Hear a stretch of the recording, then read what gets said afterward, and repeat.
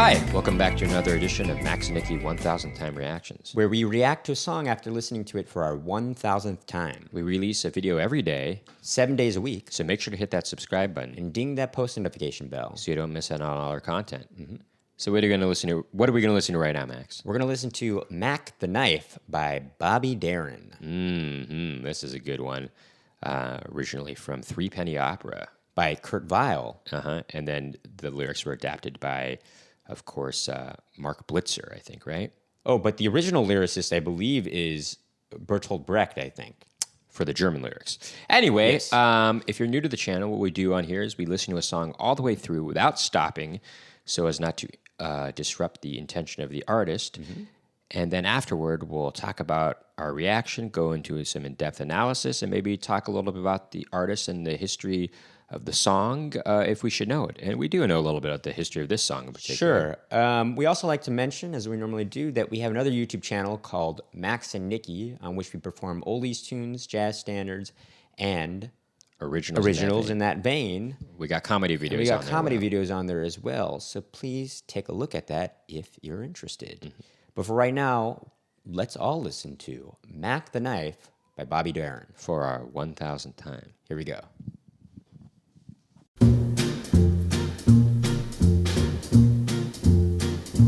Oh, the shark, babe, has such teeth, dear, and it shows them pearly white.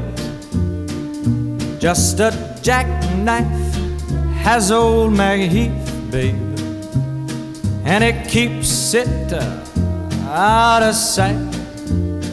You know when that shark bites with his teeth, babe, scarlet billows start to spread. Fancy gloves, though, wears old Maggie Heath, babe, so there's never a trace of red. Now on the sidewalk, ooh, Sunday morning, lies a body just oozing life. Eek! And someone sneaking round the corner. Could that someone be Mack the Knife? There's a tugboat down by the river, don't you know, where a cement bag's just drooping on down. Oh, that cement is just, it's there for the weight, dear. 5 will get you 10 old Mackies back in town. Don't you hear about Louis Miller? He disappeared, babe, after drawing out all his hard-earned cash. And now Maggie Heath spins just like a sailor. Could it be our boy's done something rash? Jenny Diver, ho, ho, yeah, Sugie Tawdry, ooh, Miss Lolly Lenya, and old Lucy Brown. Oh, the line forms on the right, babe. Now that Maggie's back in town. I said, Jenny Diver, whoa, Sugie Tawdry, look out to Miss Lottie Lenya and old Lucy Brown. Yes, that line forms on the right, babe. Not that Maggie's back in town.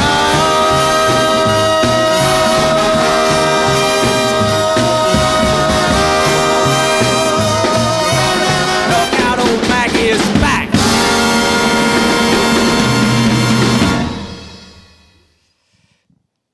Man, that's just really can get you going, huh? Yeah, it's one of those classic build-up kinds of songs. Sure, you know, more and more instruments build up on it. You know, it keeps... Well, it needs to do it that. starts off really more kind of the quietly. arrangement is vital in this because there's Or not it's a also whole lot to... It's also vile. That's right. There's not a whole lot to the melody. It kind of repeats over and over again. But obviously, it goes up a half step every time it comes around. Sure, right? sure. Or is it a half step they're going up? Yeah, I think guess so. Yeah. Just like Donkashane. It's like a Donkashane type of song, or even, to go back a little bit further, actually, it's kind of like a bolero type of song in that not a bolero rhythm kind of song, but it like bolero by, Ravel.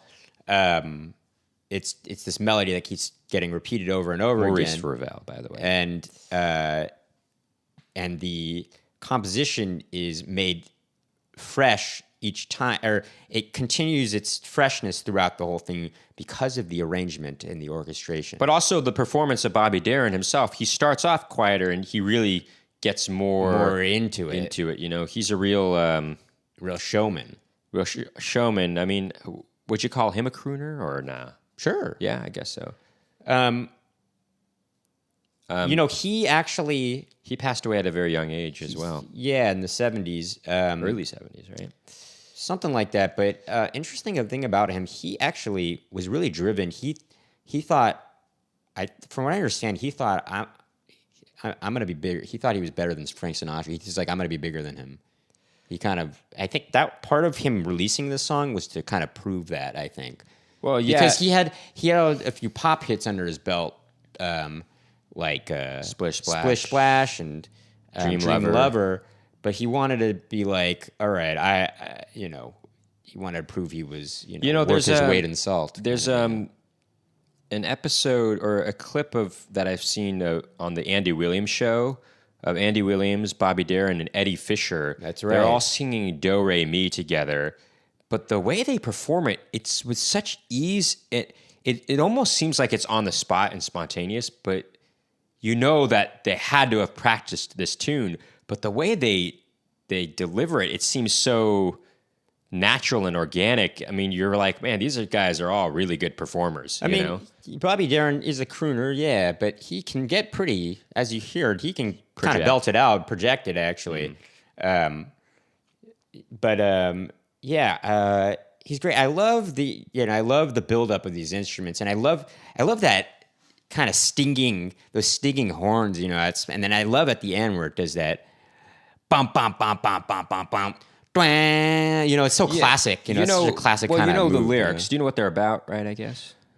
Not exactly. I mean, if you're listening to Mack the Knife, I mean, seems like he's some kind of murderer. He is. Right? That's what he's in the play in Three Penny Opera. Well, they're I kind of forgot what it's about, though. He's mentioning all these women at the end.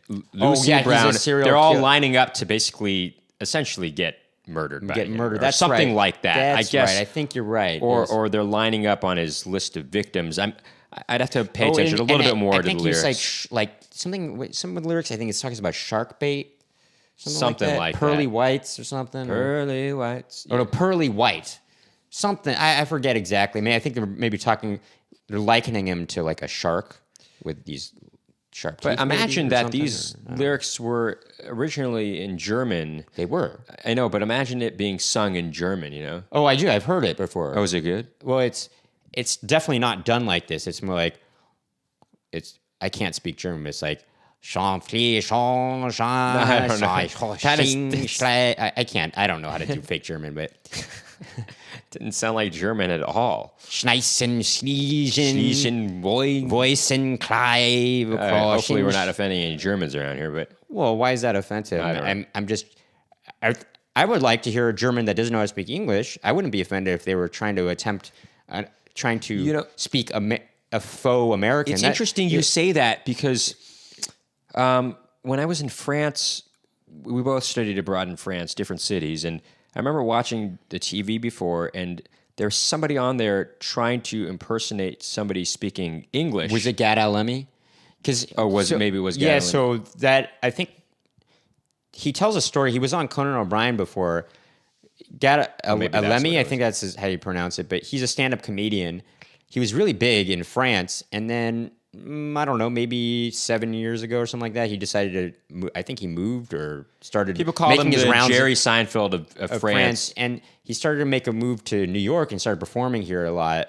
And he learned English. His English became a lot better. But he was on Conan O'Brien. And he was talking about how he used to play piano in piano bars actually, and there was I think something like these people came in once, and the owner of the bar asked him like, "Can you sing something in English or something like that?" And he didn't know how to do that actually, and he like kind of made up what he thought might be English and made something up. It was like lyrics to a song that he didn't know, and he made them up in this faux English, and I'm curious to know what that sounded like. I mean, that's interesting. Well, it's kind of like Max. Max does fake Italian, but it sounds like real Italian, but it's not real. Why don't you do a little bit? No, of I'm, the pizza di Viero potrà mettermi microfono delle piccine di pizza di Viero, something like that. Right. It sounds real, but it's not. It's totally gibberish. So imagine a French guy doing that for English, but it's totally. I wonder how that sounds. Sure. But actually, you know who would do that very well is Sid Caesar. Sid Caesar, classic. There's a sketch, but not just Sid Caesar, but Carl Carl Reiner would do. Well, it he really could do well, Italian very well, but there's a skit from I think your show of shows, sketch, whatever, same thing.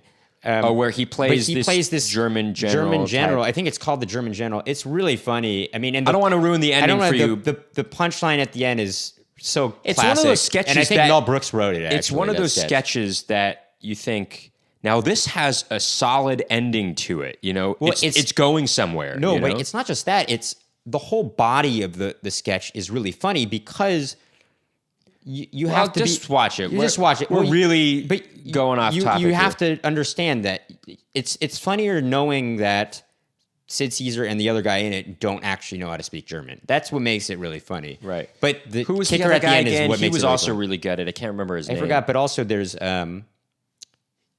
Imogen Coco. Yeah, she's really great too. Anyway, we're going way off topic. Mack the Knife, really great song. Sure. Bobby Darin, he's just the essence of cool, I gotta say. He's got a very relaxed sort of delivery. He knew what to do, He was at a very controlled vocals. He knows how to control his the song Splish Splash, as it is Splish Splash. He was dared. He said, I could write a hit song about anything, and somebody dared him. The mother of his friend said, well, can you write a song about the bathtub? I bet you can't write a pop tune, a hit song about taking a bath. Yeah, and he did. Actually, I just want a little back information, though, on this. This comes from Three Penny Opera. Well, I actually saw a French version of that play / musical in France. Opera, really? Well, yeah, Three Penny Opera, but yes, I guess it is opera, but the reason it sounds not operatic, the musical or the opera, and it's very much kind of, it was intended to be for the people, kind of the people. And Kurt Weill thought the way to reach, he thought he can ignite social change by being able to appeal to the masses more. Mm-hmm. And I kind of like that idea. Sorry, I'm going to correct myself. I said Mark Blitzer, but it's I think Mark Blitzstein, right? I think that's who wrote the American lyrics. Mark Blitzstein, yes. Right, Mark Blitzstein. There's a really cool movie you should check. It says Weill Kurt on here, but it's Kurt Weill. You should check out this. Sorry, looking at you something. should watch this movie called The Cradle Will Rock. So there's a musical that was written in the 30s by Mark Blitzstein called The Cradle Will Rock. And there's a movie that came out.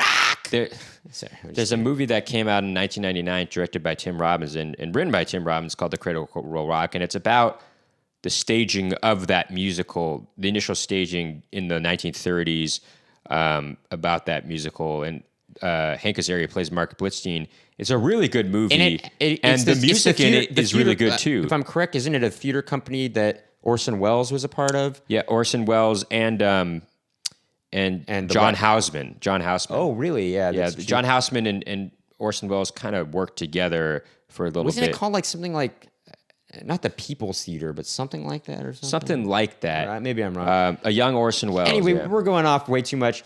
This song is really great. Love this song. It's a classic. I love the version of it that's in Quiz Show. It's kind of a slower version at the end, right? The movie Quiz Show. The movie Quiz Show. Anyway, again, which can't say Hank enough. Azaria is also in that movie. Can't say enough about this song. Great. I think that'll do it for this reaction video. If you like what you heard and saw today, make sure to hit that subscribe button and ding that post notification bell to find out about more Max and Nicky React videos. Please keep tuning in.